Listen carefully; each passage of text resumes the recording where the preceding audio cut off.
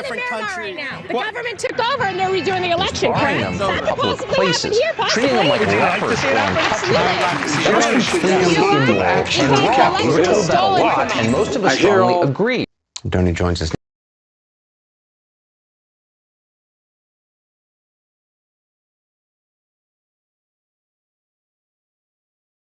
There's insanity in the control room.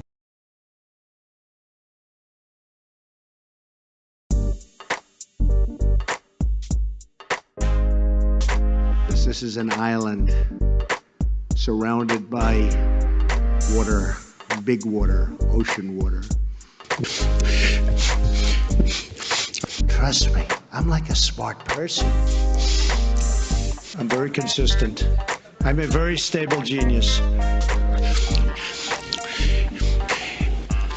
I had the best words. Tolerate it. I know words. Mike Pounds. I hope they now go and take a look at the oranges of the investigation. But there's no better word than stupid. Anonymous, really anonymous. I'm very highly educated. One of the wettest we've ever seen from the standpoint of water. Had the best words. God bless the United States. How you like that, boy? Now witness the firepower of this fully armed and operational battle station.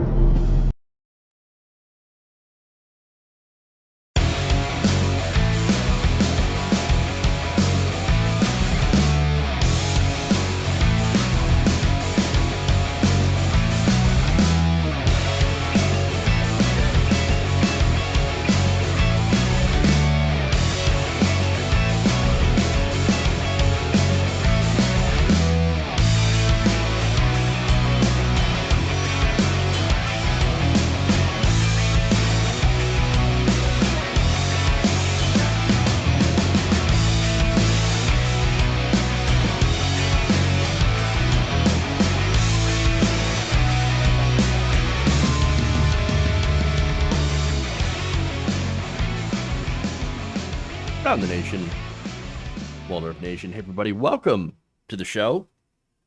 Yes, we had a little bit of shenanigans here. There's insanity in the control room. But that's okay. We're good to go. It's just I messed something up. It's all good. Welcome to the show. We got a good one. We got a fun one. Something that I didn't actually have planned to talk about, but I really do want to talk about is Donald Trump's blog.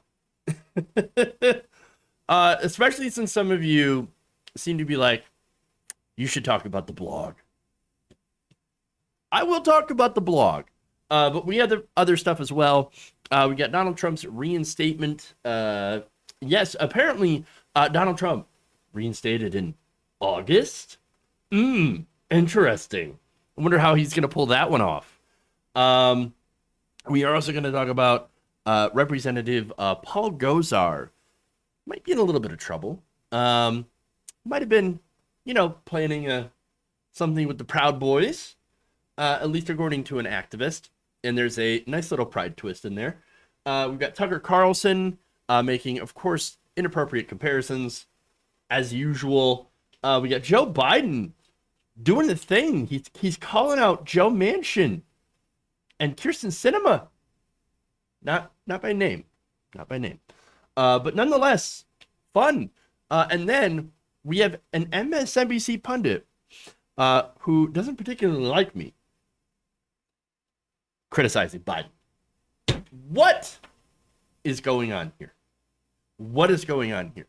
All right, so fun times. Please like and share the stream if you haven't already. Very important stuff that we're going to be talking about. But first, let's talk about the blog. The blog. It appears Donald Trump's blog is dead. Rip Donald Trump's blog. You know what? This calls for a... Ladies and gentlemen, we got him. Down goes Trump's blog. Yes, the blog has been flushed. Yes, indeed. So, I know it's supposed to be some revolutionary new social media site with absolutely no way to engage with Donald Trump's posts. All right, so now okay, let me read here from the Washington Post, talking about the Trump blog. This is from Drew Halwell and Josh Dawsey, writing, former President Trump's blog, celebrated by advisors as a quote-unquote beacon of freedom that would keep him relevant in an online world he once dominated, is dead. It died after 29 days. Sad. Baby! Literally, a baby blog. So now, you're not going to be surprised for the reason that he killed his blog. Apparently, he was big mad. He was very, very upset that it just wasn't getting good reviews. It's getting very poor reviews. Yeah, no, it barely lasted a couple of Scaramucci's. Not even a month. Upset by reports from the Washington Post and other outlets highlighting its measly readership and concerns that it could detract from the social media platform he wants to launch later this year, Trump ordered his team Tuesday to put the blog out of its misery. On its last day, the site received just 1,500 shares or comments on Facebook and Twitter. Shoot, I get more than that. A staggering drop for somebody whose every tweet once garnered hundreds of thousands of reactions. Trump still wants to launch another platform, timing not yet determined. But of course, right? And didn't like that this first attempt was being mocked as a loser. Sad baby. According to a Trump advisor, spoke on the condition of anonymity. Trump spokesman Jason Miller said from the desk of Donald J. Trump blog, was this the auxiliary to the broader efforts we have and are working on, CNBC first reported. The blog's demise. Launched last month with a grand unveiling, replete with an action movie style trailer that complained in a time of silence and lies, a beacon of freedom arises. The blog never secured more than a sliver of spotlight. How before he was banned from social media, every single social media site. Oh, it's dead. So now, an analysis of online data last month found that the site was attracting fewer visitors than the pet adoption service Pet Finder and the recipe site Delish. Well, obviously, because those two things actually serve a purpose. Donald Trump's blog, I've read it. I read it, y'all. I had to. It was nothing but election conspiracies and lies. And rehashing of 2020. That's it. Sad, baby, loser. Of course, not worth a goddamn thing. It's ridiculous. It's ridiculous. And so, yeah, it's dead. Now, it went the way of Trump Airlines, Trump Steaks, the Trump Charity, except it didn't defraud anybody. Trump's presidency, and all the other business ventures Trump had promised to launch and then failed.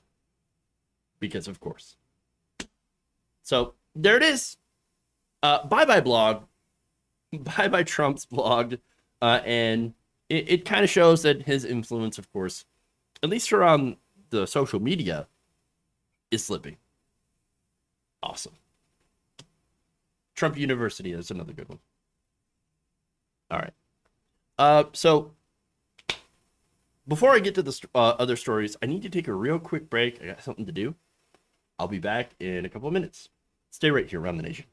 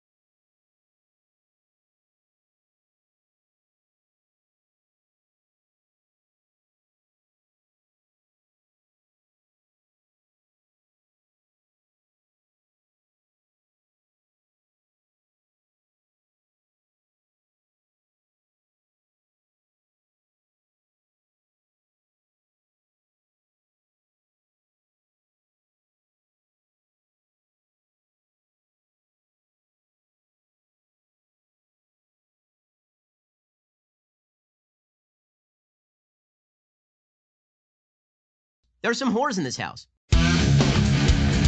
Wet ass keyword.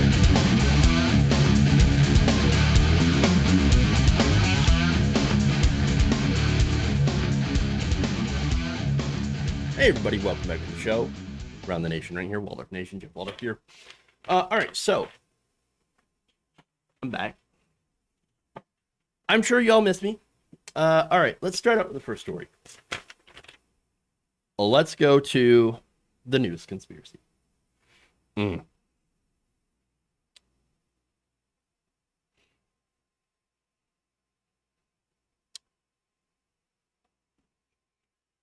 Former President Donald Trump and his supporters are pushing the idea that he will be put back in office by August. Now, why August? Why not July? Why not the end of June?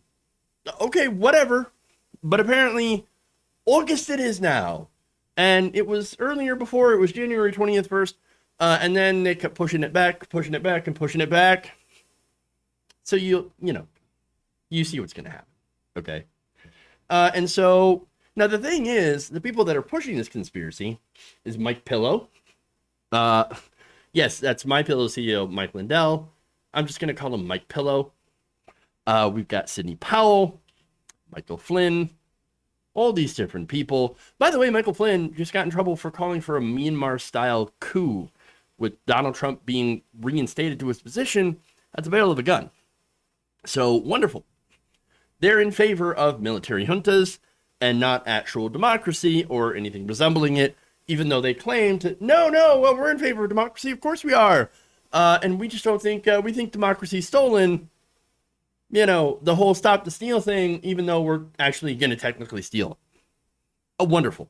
Wonderful. Now, look, that's not at all surprising. The far right loves dictatorships. That's why they kept putting them and installing them in power all over the world, especially in South America.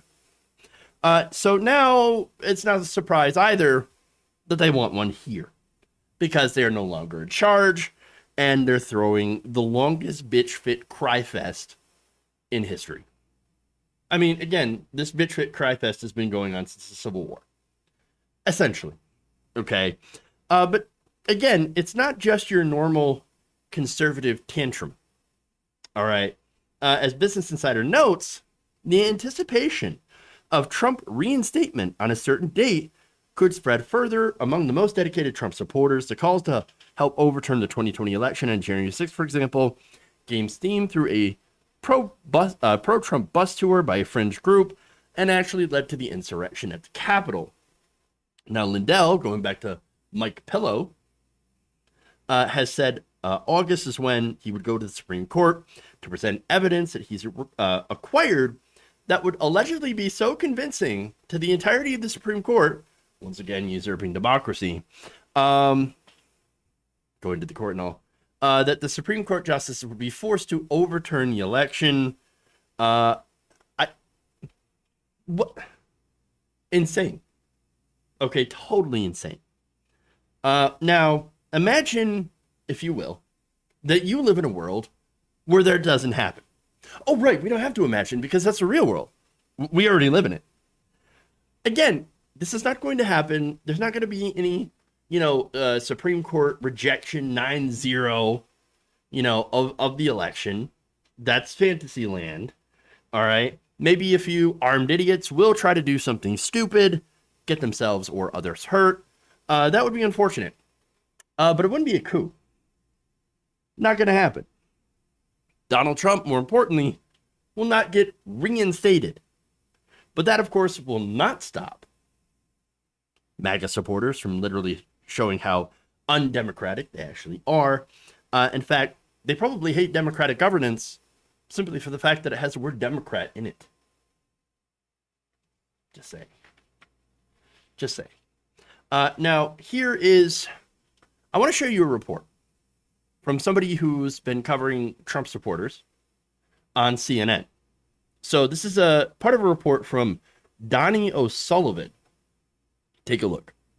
Biden is he's like a puppet president.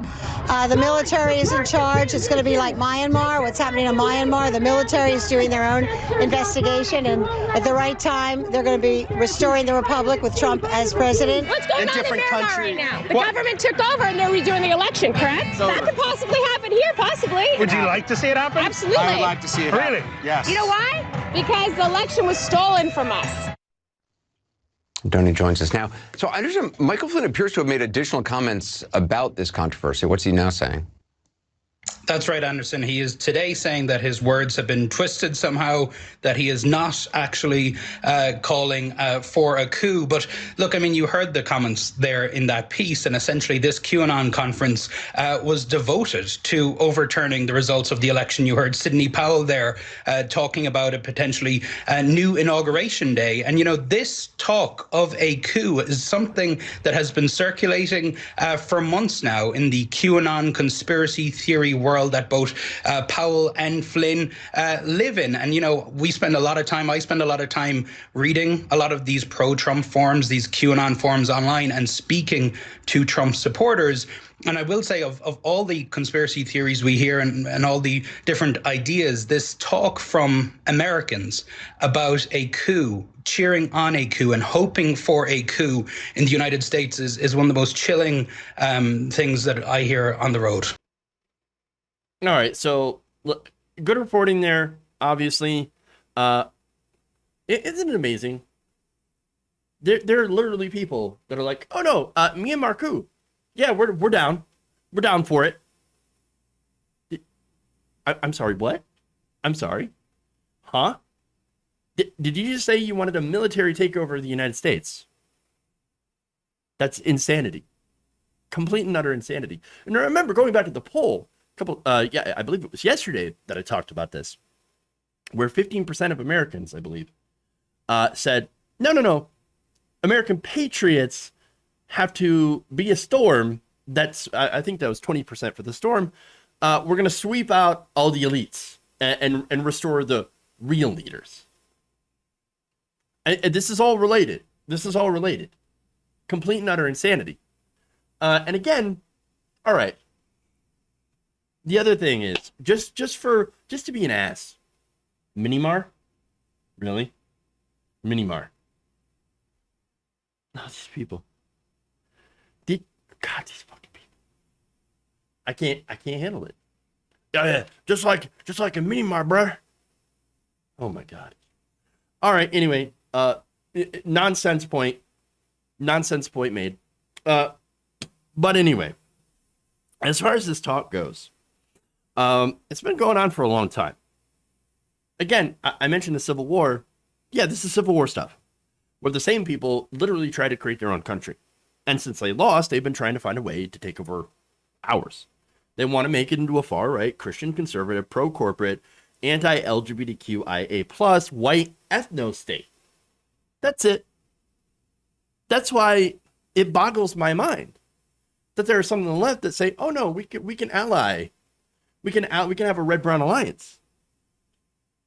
But no, this is what we're having. This is what you would be allying with. Yeah. Oh, but you don't understand. They're anti-establishment. Being anti-establishment doesn't mean that you can be my ally.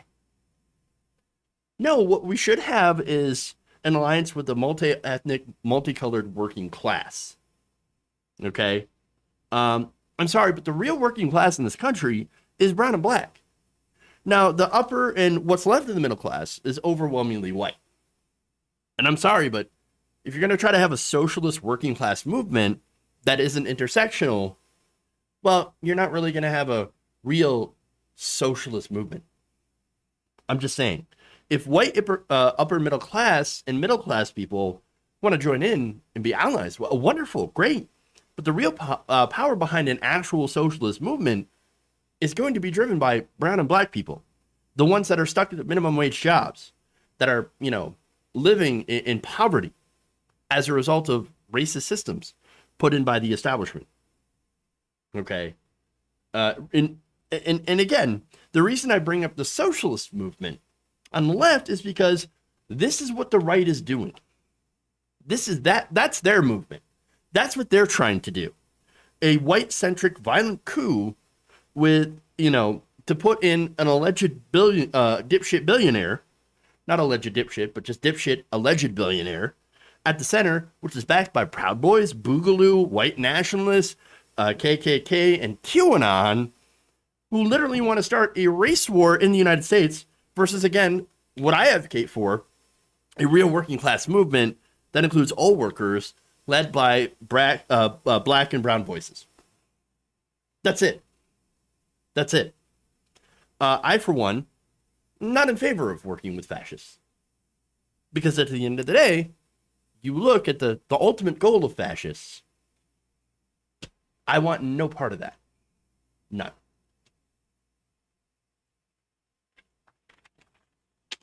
This is middle class BIPOC erasure. Sad. Me and my gaming shirt. You goddamn right. You goddamn right. Why do I think the working class is black and brown? Because the working class people, for the most part, are the ones that are actually left behind. The ones that are working for lower wages. The ones that are, most impacted by the current establishment. The ones that are worse off. That happens to be economically brown and black people. I'm not saying white people aren't part of the working class. Again, you're talking multi-ethnic, lateral, intersectional, working class. But it needs to be led by black and brown voices. They're the ones that are most impacted and most hurt by the establishment. That's what I mean by that.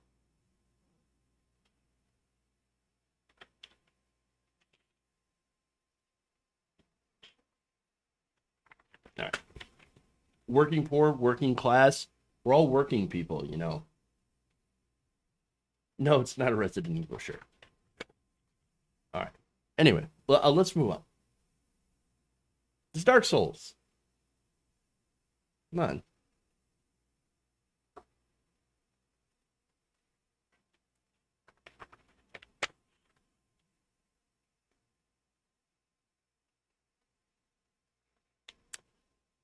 It appears there's some linked messages involving Representative Paul Gosar. Now, these leaked messages may implicate the congressman in a plot to create a riot in his home state of Arizona that was basically meant to block President Biden's victory in the state. Now, Arizona, of course, was an incredibly important state, instrumental in Joe Biden's victory. Now, Woodrow Johnston. And so, understand there's a lot of players involved here, and I'm going to give you a bit of an abridged version here. And so, I'm gonna talk about one guy, Woodrow Johnston, who is actually the vice president of a consultant group, political consultants, McShane LLC. So now, Johnston was caught talking to a liberal activist. Now, this liberal activist was posing as a Trump supporter.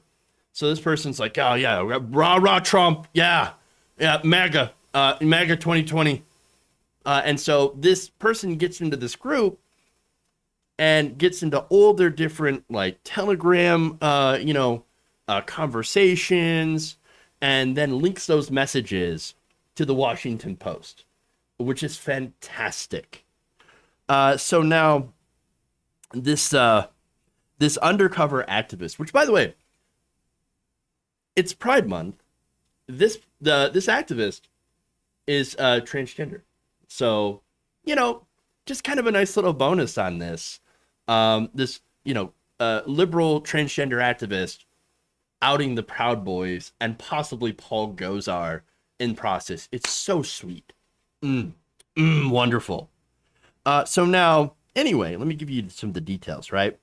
So now, apparently, according to the messages, Gosar wanted to use the Proud Boys in order to disrupt the certification of the 2020 election in Arizona. In fact, Johnston had added in a message, apparently handed down from Gosar, quote, we might need to do the same here in Nevada. Interesting. Now, why would you want to disrupt the certification of the election? Oh, right, it's because you lost. You don't actually believe in democracy. You want to invalidate the over 80 million people who voted for Joe Biden, and you're a whiny bitch that can't understand that your guy lost by 7 million votes. Which, by the way, if I were Trump, imagine the fucking day, right? Rough. Talk about rough living. But, okay, if I were him, I'd be out there being like, I got more votes than Obama, 73 million. I made records. I was one of the greatest billionaire presidents ever. Look at I will forever go down in history. I mean, well, he will, as being impeached twice, being a one-term president. But hey, he got 73 million votes. So, I mean, that's one positive thing that he could brag about. But of course, he uses that as part of his conspiracy. How come I lost when I got more votes than Obama? Because Joe Biden got more votes than both you and Obama. I know. Crazy, right? Imagine that. But anyway, so they're going to do some protests to disrupt the certification. Now, protests did happen. Now, the protests that Johnston organized ultimately remained peaceful and actually didn't disrupt the vote counting. So you might think, okay, fine. Well, the plan wasn't exactly to do that. The plan was to disrupt the certification so that Biden doesn't become president. All right. So now, again, if you're just going to do a normal protest, sure, you look like an ass, but hey, whatever. I believe in the First Amendment. Crazy, right? But if it goes like January 6th style, then obviously we're not in favor of that. So now, that said, Johnston's boss, Rory McShane, distanced himself and his consulting firm from efforts to organize these protests. In fact, he said, quote, I was unaware of the texts, but I know Mr. Johnston was not working on behalf of any client or organization. Well, that you know of, but apparently working with Paul Gosar. In fact, he said, our management team has met with Mr. Johnston. I'm confident he sees the error of what they did. Now, again, I keep mentioning Gosar. What did he actually have to do with it? Well, in a thread with far-right activists, in the liberal transgender activist, posing as a right-winger, a woman by the name of Sarah Ashton Cirillo mentioned Gosar. She said that who she said Johnston had told her was planning a Brooks Brothers riot to protest the election in Arizona. So now you might be thinking, what's the Brooks Brothers riot? What are you talking about? Well, apparently that took place 2 decades ago and was organized in Florida by Republican campaign operatives who successfully disrupted a recount in Miami-Dade County after the 2000 presidential election, ensuring that, of course, George W. Bush was able to win that county, win Florida, and ultimately the election. Now, on November 4th, the same day as Johnston's message, Gosar spoke at a crowd of protesters. Spoke to a crowd of protesters in Phoenix, declaring that we're not going to let this election be stolen, period, according to news reports at the time.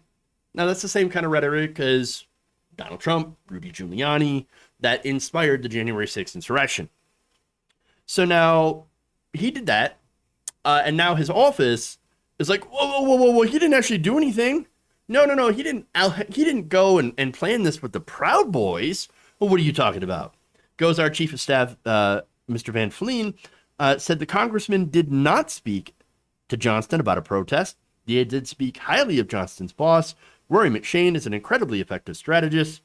In a statement, he said, it doesn't surprise me to see people trying to take him down. Oh, liberal plot. We're taking him down. Gosar's office also claimed that Congressman was not in contact with Johnston and denied coordinating any election-related protests. Again, protest is fine. Certification, disrupting that, not fine. But if it's just a protest, and you did talk about this, well, then why would you deny it? Like, no, hey, yes, we organized a protest, a First Amendment, what happened to freedom of speech. You liberals try to take away my freedom of speech. How dare you? All right, well, again, there were certainly plans to, unfortunately, try to disrupt the certification, even though it didn't actually happen. In fact, Ashton Cirillo was put in a position to help Johnston recruit Proud Boys, another far-right activist, for the post-election protest. According to Telegram messages given by the Post, the day after the election, Johnston asked her to invite Proud Boys members and other far-right activists to protest, to a protest similar to the Brook Brother riot. About 6 hours before asking about the protest, Johnston had written to Ashton Cirillo that the GOP has hired us to help with the Nevada ballots. The GOP, the literal Republican Party. Interesting. Very interesting.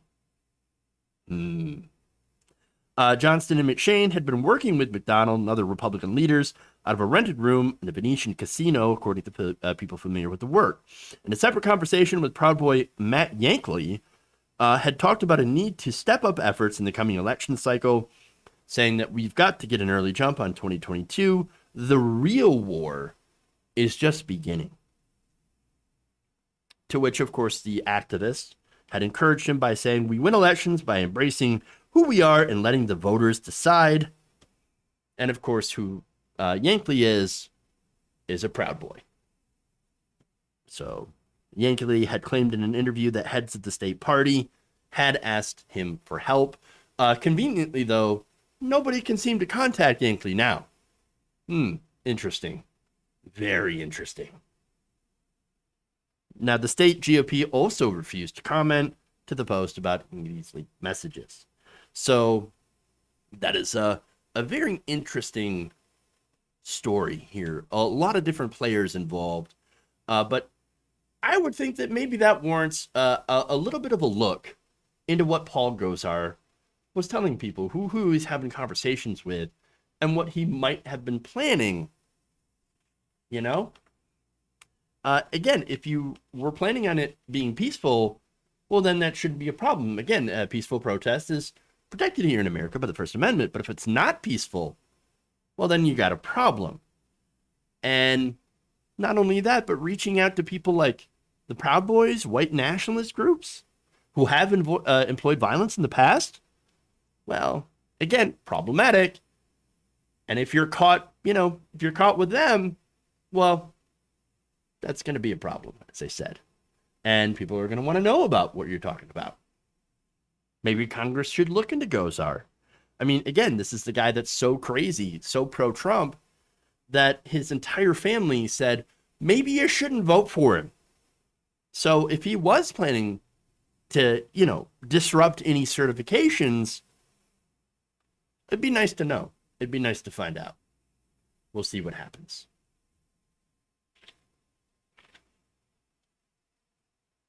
All right, let's go to Tucker Carlson.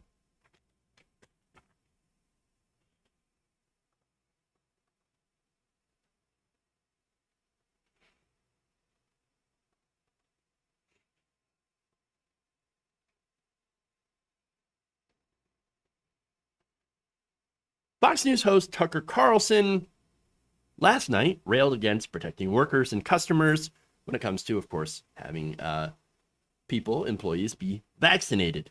He even compared the requirements for employees to get vaccinated to Jim Crow. Take a look. Pretty much everybody agreed that segregation was the worst thing this country ever did. Forcing certain categories of citizens into separate, lesser accommodations, barring them from public places, treating them like lepers or untouchables. That was completely immoral and wrong. We were told that a lot, and most of us strongly agreed. It was wrong. So imagine our confusion today looking out across the country. The very same people, literally the very same, who just the other day told us that segregation was immoral, are now enforcing segregation. Should we be surprised? Probably not, but we still are. Just this morning, the New York Times informed us that unless you can prove you have taken the injection that the Democratic Party demands you take, you are no longer permitted in bars, comedy clubs, even some dance competitions in the state of New York. You're too dirty to appear in public. You're not welcome near normal people. Want to watch the NBA playoffs in person? You had better be vaccinated to do that. Otherwise, the New York Knicks will bar you from Madison Square Garden. You can still go see a baseball game if you want to, but be warned, you will be sitting in your own roped-off section, marinating in your shame with the other disobedient bad people. Medical Jim Crow has come to America. If we still had water fountains, the unvaccinated would have separate ones. Wow, there's a lot to unpack there. Jesus, I do love how it feels like he almost slipped. I swear to God, guy probably does this on purpose, as like bait for us. Like, oh no, go ahead, I'm gonna give you this one for free. He almost said, oh yeah, everybody agrees that segregation is the worst thing we've seen. Yeah, we've ever had. Yep. I almost said best here. Yeah. I mean, of course, the ones who thought segregation is great are the ones who watch me. Wow. Yeah, almost. Did he almost slip, or was that on purpose just to drive us crazy? You never know with Tucker Carlson. All right. That said, okay. Jim Crow, huh? Wow, that's quite the comparison there, Tucker. Here's the thing. It's not comparable at all. You could choose to be vaccinated or choose not to be vaccinated. I know, but if you don't choose to be vaccinated, then you're going to marinate in your shame. Good. Marinate away. Again, the consequences of not getting vaccinated is mainly like social pressure, right? Oh, you're going to get canceled or whatever, right? Because you've chosen to be a walking petri dish and endanger everybody around you, or at least inconvenience everybody around you. I mean, how convenient it is to get sick because somebody decided not to wear a mask, not to get vaccinated. I mean, inconvenient, right? At least. But hey, it's America. You do have that choice, right? Now, when it comes to segregation, understand that black and brown people don't have a choice. They can't turn off their black. They can't choose to go and be not black. I can't believe I have to explain this to people. But apparently I do. Apparently I have to explain this to Tucker Carlson, and he claims to be a really, really smart guy. But again, not vaccinating is your choice. It's a dumb choice. And I think that unless you're allergic to vaccines, and if you're hesitant and you're part of the black community, I can definitely understand some hesitancy there. Based on some of the horrible shit that the United States has done to the black population, experimentation, and things like that. I still think that you should get the vaccine. But you can educate yourself about it, about what's in it, look up what's in it. And by educate, I don't mean look up shitty YouTube videos. I'm just saying, probably leads you down a path of misinformation or disinformation.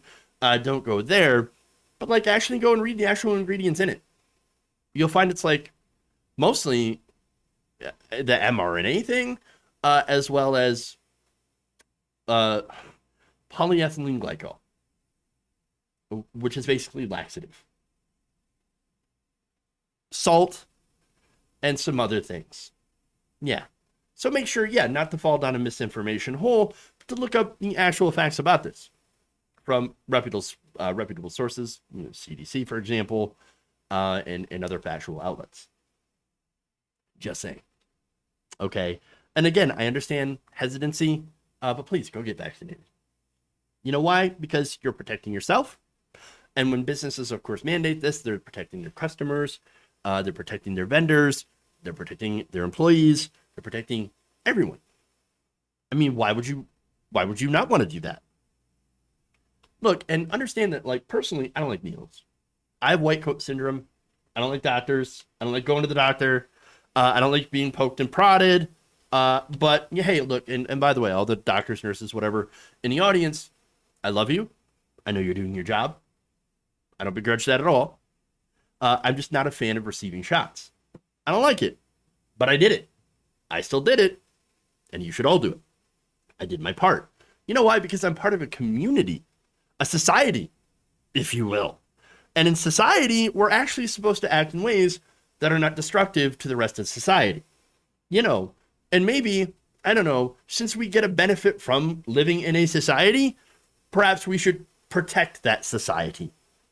But obviously, that's communism, and Tucker doesn't want to hear about my kind of commie talk. Just saying. But anyway, I mean, community, right? More like commune, socialist. All right, anyway. But understand, this is an example, by the way, of the right-wing populism, which is, notice how Tucker Carlson does the so-called right-wing populism, which is basically anti-corporate, right? So now he's anti-corporate mainly because in this instance, it's employee safety and consumer safety. All right, now understand that, by the way, this is not because corporations suddenly care about people. They don't. But no, this is a way for companies to save money. They don't have to spend as much on cleaning supplies. They also, don't have to deal with employees that get sick and not be able to come into work. Right now, there seems to be a little bit of labor shortage, mainly because wages are too low. You raise the wage and people will want to go and work, and all that stuff. That said, it also makes customers, when people are vaxxed, more comfortable, more willing to come to your store and spend money. And of course, that equals profit. Again, I can't believe I have to explain this to people, but here we are. All right. So now, obviously, again, I mentioned that companies don't give a shit about you, about their workers. And again, a good example is the people who worked at Tyson. Okay. Working in close quarters, they got coronavirus, and it ended up being a complete another PR nightmare. And these meatpacking companies who didn't protect their employees, which, by the way, a lot of their employees happen to be immigrants of color. And so they got sick. They caused several outbreaks in several towns and cities. And a lot of people ended up dying. It was a PR nightmare for Tyson. Okay. So that's a good example of companies not giving a shit about regular people. Okay. And so these companies, they don't want to go through that. Like, no. Now that we have a vaccine, we're going to make sure that, people work there and who, shop there, if it's like a store or anything like that, a marketplace, that, we protect the consumer. Makes sense. Again, this also tries to encourage people to get vaccinated so that if you, for example, I live in Michigan, right? Michigan is pretty slow to open up because they're doing it on number of people vaccinated. You get up to a certain number of people vaccinated and, you get to open up, increase capacity, which again is better for business. So there's that. Now, the other thing about right-wing populism espoused by people like Tucker Carlson is that, once again, they're only anti-corporate because some of these companies have gone, quote-unquote, woke. You've all seen that. You all know that.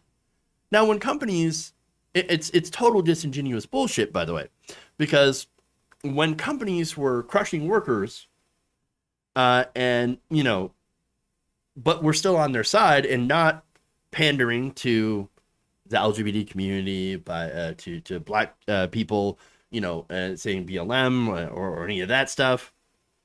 Well, then obviously the a lot of these right wingers are totally fine with corporations doing whatever they want. In fact, when owners were allowed to be bigoted, these people cheered. But when these companies started saying, "Hey, you know what? Maybe I don't know, like money from transgender people is still green, still spends the same. Maybe we should not be bigoted toward them. Maybe we should at least try to, feign that we care about them so we get PR points and, oh, look, we're woke and people will want to spend money. And look, honestly, it's smart marketing because that's the way society is going. More accepting. And I think it's generally a good thing. But these right-wingers, very, very angry. It gets them very, very triggered for some reason. But understand, when they started going woke, this is when the right wing, the so-called populist right, started being massively anti-corporate. These are incredibly empty gestures designed to boost sales. Everybody can see that. But again, right-wing populism and left-wing populism, they're so deeply different for many different reasons. And I think that's important to point out. And that's why, of course, we shouldn't try to forge ties with Tucker Carlson, who says this kind of stuff, who is openly anti-vax. If you're going to go on Tucker Carlson's show, kick his ass and then make an actual leftist populist argument without giving him or any of his dangerous views any sort of credence. Because again, this is the stuff that he believes. This is the stuff that he says for an audience, and it is incredibly dangerous.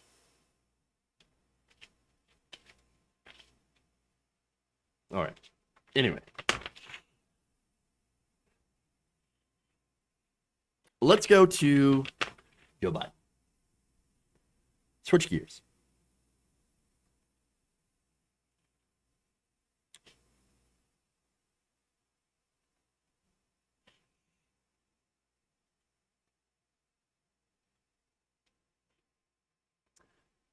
President Joe Biden kind of called out members of his own party for not supporting his agenda. Take a look.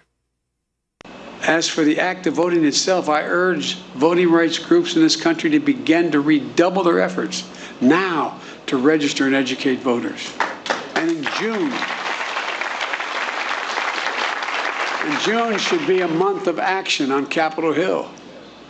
I hear all the folks on TV saying, why doesn't Biden get this done? Well, because Biden only has a majority of effectively 4 votes in the House and a tie in the Senate, with 2 members of the Senate who vote more with my Republican friends. But we're not giving up. Earlier this year, the House of Representatives passed For the People Act to protect our democracy. The Senate will take it up later this month, and I'm going to fight like heck with every tool at my disposal for its passage. The House is also working in the John Lewis Voting Rights Act, which is critical to providing new legal tools to combat the new assault on the right to vote. He's kind of doing the thing. Now, again, kind of doing the thing. It would have been nice to have heard him call out Joe Manchin and Kyrsten Sinema by name, but everybody knew who he was talking about. Honestly, I didn't expect this to go that far, honestly.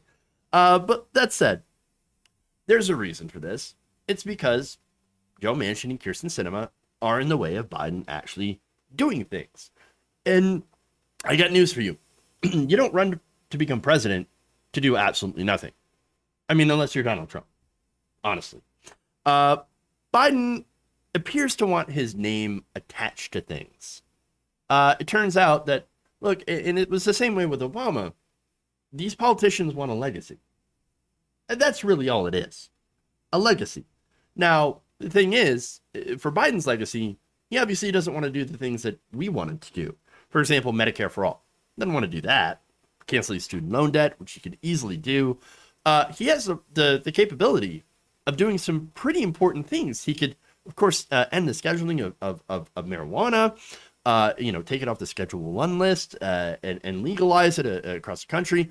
He could do that all by himself, and that would leave an impressive legacy if he were to start doing that stuff. Of course, he's not. His legacy is to be, of course, the person who really doesn't fundamentally change the system, but does a few tweaks around the edges. And that's what it is, okay?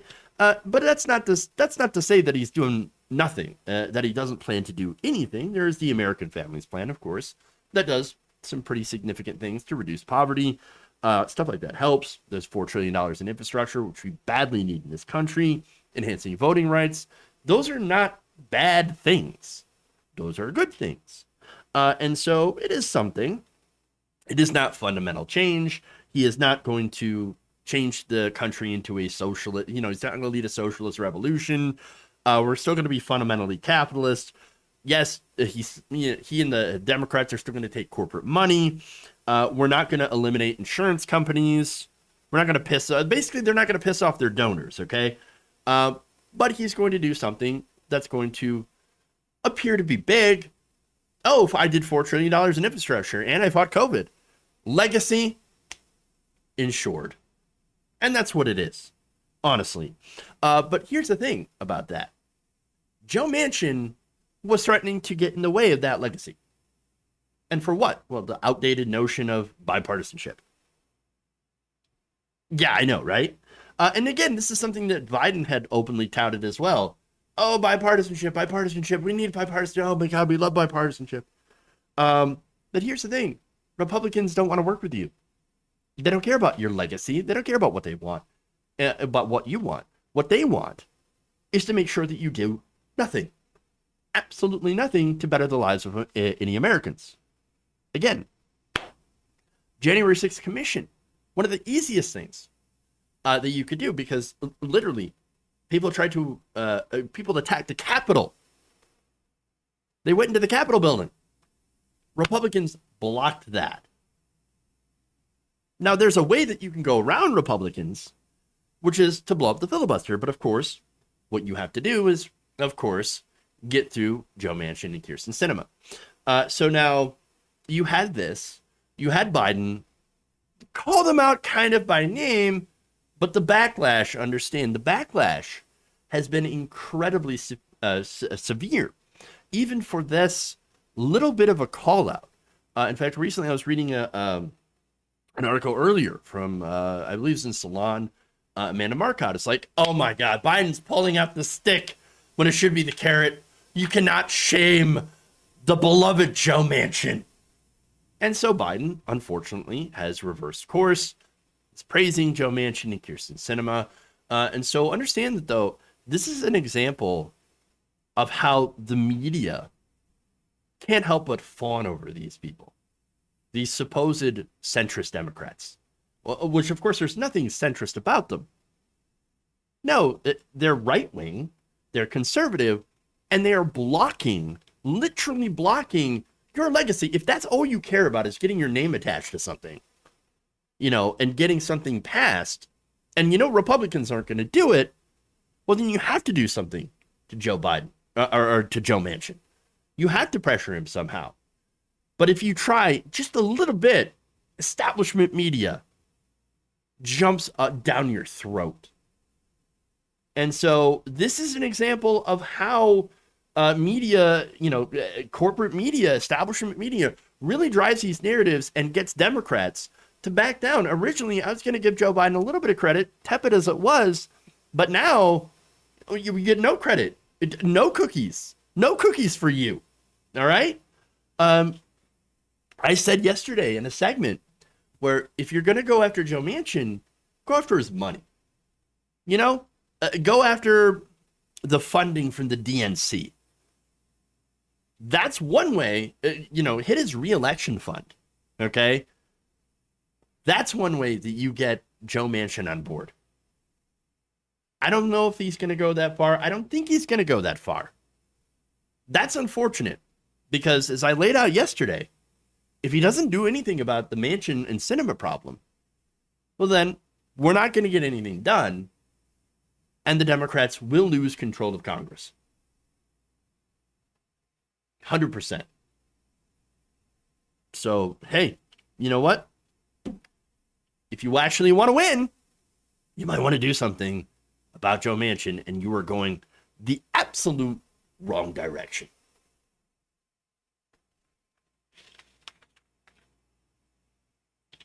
Of course. One more story.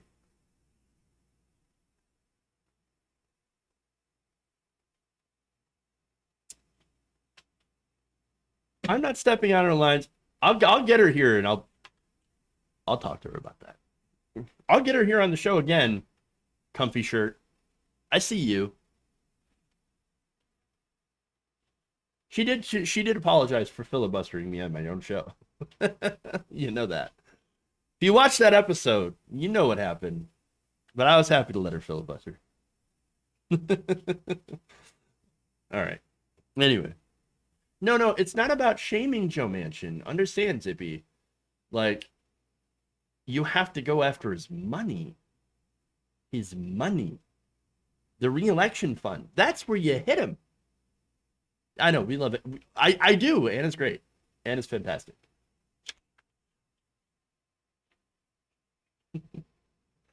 All right. Anyway. Let's move on, okay? Let's move on. Very important stuff. Very important stories here we're doing, okay?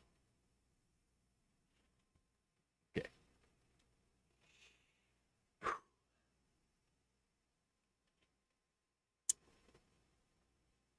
So I've not exactly seen eye to eye with Dr. Jason Johnson. Now, I have been blocked on Twitter by him by lightly criticizing him for at least since 2016. Okay, things got a little heated in the primary. And, you know, I might have criticized him a little bit. Okay?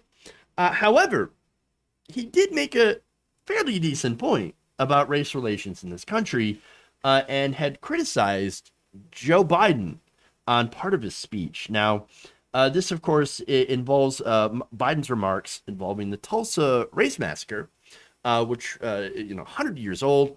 And so, here's what he said on that. Quote, "I've never been more optimistic about the future than I am today. I mean that young Americans are least prejudiced and most open generation in American history." All right, hey, that's totally fine if you leave it right there. Although, here's what he continues. He said, "Although I have no scientific basis for what I'm about to say," oh, then don't say it. Oh God, don't say it. Don't do it. Don't do it. Oh God, don't do it. He says, "Those of you over 50, how often do you see advertisements on TV with black and white couples? Not a joke. I challenge you. Find today when you turn on the stations, sit on one station for 2 hours, and I don't know how many commercials you'll see. Probably 8 to 5, 2 to 3 out of the 5 have mixed race couples in them. That's not by accident." So, wait. Because there are commercials with mixed families, that means we did it. Congratulations, we have defeated the racism. We've ended the racisms, everybody. Yeah, man, black people are selling soap now. Geico commercials. It's over. We defeated it. Racism's over. Except that, no, of course, we have not. That's ridiculous. That is far from it. And again, Biden's own plans are to try to, bridge the equity gap, right? When it comes to black folks. And of course, there's the issues with policing, which unfortunately Biden's going in the wrong direction. He's trying to give more money to the police, which is, again, not the way that you want to go. We have disparities in health, which would be solved by, pushing for a Medicare for all, single payer plan, or at least the public option, which you seem to have given up on. Housing, which again, one of his plans does address. Education and wealth also does address, but in my opinion, doesn't go far enough. It's one of those things where it's like, hey, look, we have a lot of problems in this country. When it comes to equality, racial equality, what do we do something about it? And that involves a sort of transformational change that Biden doesn't seem to be all that interested in doing. So, I mean, come on, man. And yes, his point about the younger generation being based and less racist, that's great. But guess what? Older people are still in charge. Older people and the system, older people maintain the system and run the system as it is. So if you don't change the system and you just let younger people inherit that same old system, things aren't going to change for a very, very, very long time. That's the problem. We should be solving the problem now and get rid of that oppression, okay? And that systemic racism. So anyway, that said, Dr. Jason Johnson, he was not impressed with Biden's take as well. And so I want to show you that because I think actually he says some pretty sensible things in it. Take a look. As for the act of voting itself, I urge vote. Wrong video. Sorry. And I want to be really clear about this for everybody to understand. Yes, it is great that Joe Biden said that this was a massacre and this is terrible, et cetera, et cetera. But we don't need programs for disadvantaged people. We don't need programs for excluded people. This was a black attack. White people went and massacred black people. And it happened all around the country during that time. And we need to be able to speak about that specifically. And I have to say this because it's also something very near and dear to me. And I wrote about this in the Grill. I know that Joe Biden is a good, decent man. He wanted to recover the soul of this nation. And he looks at things in a sort of optimistic way. But please do not tell us in the face of an insurrection, in the face of what we see in Texas, in the face of rising white nationalism in this country, please don't tell me that a Geico commercial with an interracial couple means that we're turning the corner. Because it doesn't. And it diminishes what's actually happening in this country. So, look, I know he was well-meaning and I know this was intentional, but I was left wanting after this speech and really quite frustrated about how serious this administration is taking the challenges that our country, and in particular black people, are facing going forward. Wow. Dr. Jason Johnson and MSNBC actually criticizing Biden. Fascinating. Yeah, and I thought I'd seen everything. Look, Biden's a politician. So, and what he does as a politician is that he licks his finger and sticks it up in the air and sees when, which way the wind's blowing. Back when the country was far more openly racist and Biden was in Congress, he had no problem in Congress pushing forward and passing and co-sponsoring some of the most heinous bills towards the black community. But now, thankfully, he's not doing that. All right. So now he's like, oh, my bad. I'm going to fix the problem that I created. Oh, well, I mean, at least you're trying to fix the problem that you created. But wow. Yeah. So, again, commercials, as Jason Johnson points out, don't mean anything. Don't mean shit. Mixed race commercials. Woke capitalism. I'm telling you, woke capitalism ain't going to fix racism. That's not the solution. Okay. Again, let me go back to a quote from here from Martin Luther King Jr. So I'm just going to kind of, summarize it. I can't get the quote exact, but he basically said, what good, does it do for somebody to be able to sit at the lunch counter if you can't afford a hamburger? And that's sort of what the black community is going through right now. There's a lack of wealth. And there are still systemic barriers in the way of the black community being able to catch up when it comes to wealth. That's why reparations are actually something that people need to be talking about. Okay? Racism and these systemic issues have prevented the black community from building the type of wealth that white Americans enjoy. Events like the Tulsa massacre, for example, are how they destroyed black wealth, along with, of course, slavery, Jim Crow, and then literally burning down black-owned businesses and communities and middle-class neighborhoods in order to send people back into generational poverty and despair. Why? Because white racist people couldn't handle the fact that black people, on their own, left to their own devices, actually did incredibly well. And like, nope, couldn't have it. Nope. Those systems, by the way, that keep black people down, economically depressed, are still existent in society. And they have to be dismantled. They have to be torn down, piece by piece, if we're actually ever going to get anything close to resembling real equality of opportunity. So, look, it's rare criticism of Joe Biden on MSNBC, but I'll take it for what it is, because that's a pretty decent point by Dr. Jason Johnson. Maybe now you can unblock him. Or not. I don't really care. All right. Anyway. The middle class by POC erasure. It's not erasure. I'm not erasing middle class people of color. cookie for Jason Johnson. A half of a cookie. Half. Like, he's on the right track, but it needs to be a little harsher in the criticism. All right. Anyway. That's all I got for you. Thank you for going around the nation with me today. Do appreciate that. The best resolutions are through voting rather than guns. Jason Johnson has good takes sometimes. Yes. No, I agree with that. No, I do agree with that. He is inconsistent and he is very thin-skinned. And so, yes, the thin-skinned is what got me in trouble. Because, again, you lightly criticize him for one of his garbage takes, like, for example, on Bernie Sanders and progressive priorities. Insta-block. Like, you're gone. You're done. All right. Well, I mean, I guess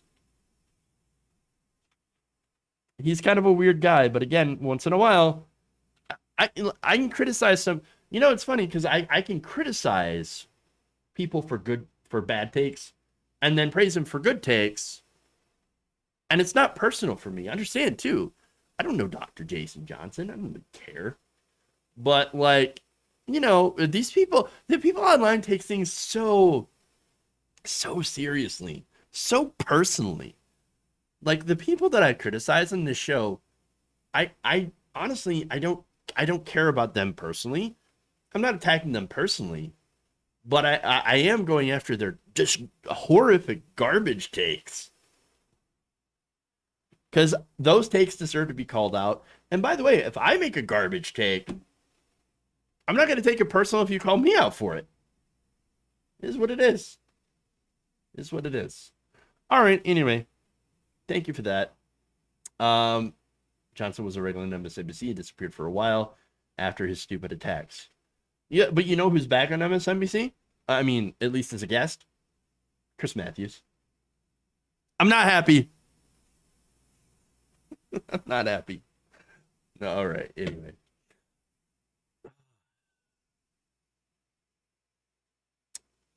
If you did, I probably wouldn't be here. Yeah. Don't feel guilty about attacking self-centered patients. Strictly business, not personal. That the other thing is too, if you're getting really upset and offended online on the internet, I feel like it's the Streisand effect too. Like if you get upset over when people criticize you, that just invites more criticism. But if I don't give a shit about what people say, because I really don't, I have my own takes and, you know, my own opinions on stuff, and I don't care if you criticize them if they happen to be different, and you know, and if you make a good point, well then if I learn something from that good point, well, it's like, okay, fair enough. I have no problem admitting that I'm wrong. And I think people on the internet, especially podcasters and fellow YouTubers, I love you.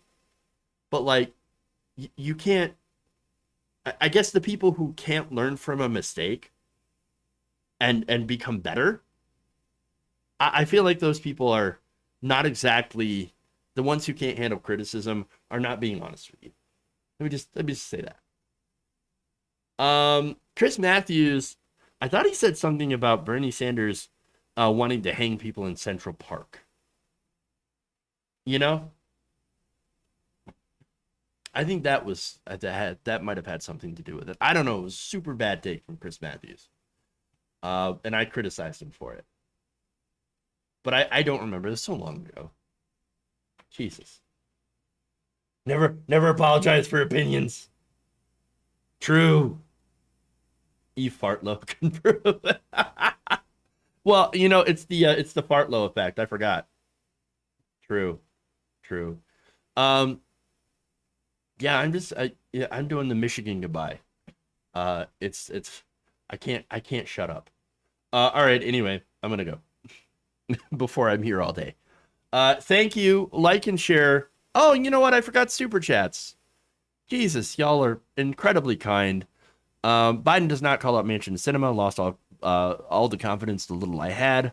Bernie, these people are so easily led. What happened to healthy skepticism about doing actual research on the subject before regurgitating right-wing talking points? It's a good point. Biden walked back his comments. Biden now praising Cinnamon and Manchin. Shame Joe Manchin, how they throw him down the steps of the Capitol building on national TV. Work for Americans or literally get thrown out. There you go. There you go. Twitch, by the way, thank you, Ms. Frazzled, for subscribing for 2 months, tier 1. Yeah, thank you to everybody who's watching on Twitch, by the way. We're going to raid somebody. I don't know who yet, but we will do a raid. Let's see.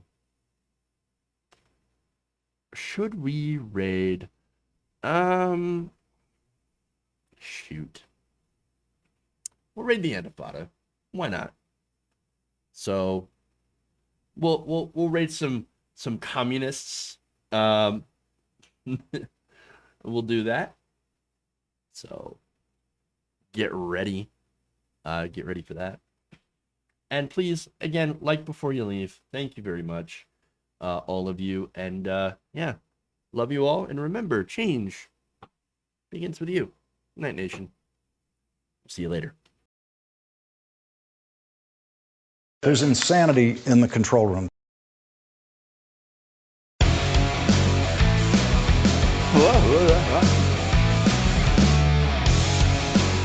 Give me a break. I like my new tight. There's some whores in this house. I got my knee.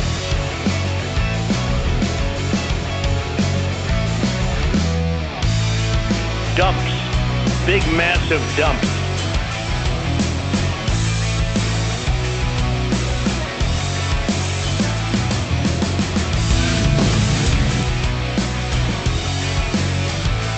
Please clap.